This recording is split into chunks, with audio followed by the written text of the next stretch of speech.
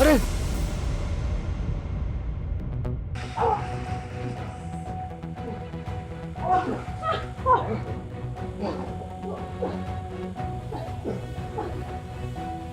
রুবেল ধর।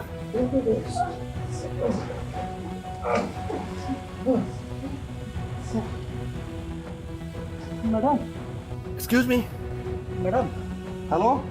আপনি ঠিক আছেন? এক্সকিউজ মি মিস, তুই ডাক্তার না, ঠিক আছেন আপনি? Hello, excuse me miss.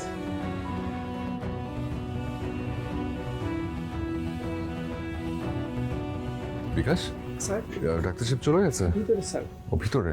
Sir, ও, আর ইয়ে কোথায়, রুমেল কোথায়?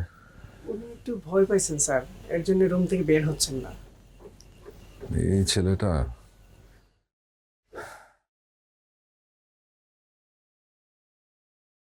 সাউকো, কি অবস্থা এখন?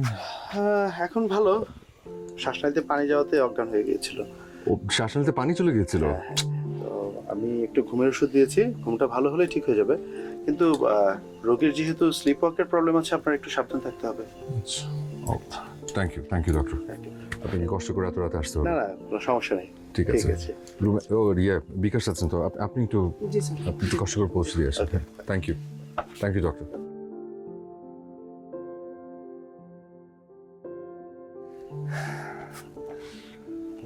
আঙ্কেল, মানে ওনার যেরকম একটা সমস্যা আছে, এটা একটু আমাদের ইনফর্ম করা দরকার ছিল। আমি সরি, দুঃখিত। আসলে রাতের বেলা ঘুমোর আগে ঐশীর মাই তো সবসময় ঘরে আলাদা একটা তালা মেরে রাখে।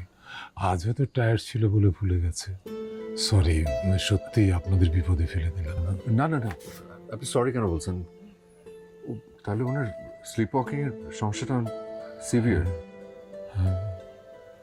ও আচ্ছা, আমি দেখতে না পেরে তো আরো অনেক বড় কোনো বিপদ হতে পারতো।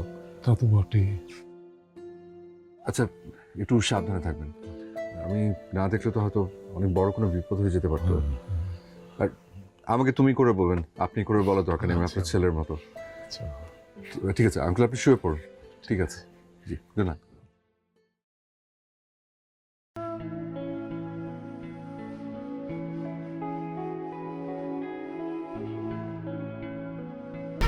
এক দুই তিন ঢাকায় জমি জিতে নিন 100% ক্যাশব্যাক সহ 20 কোটি টাকার পুরস্কার।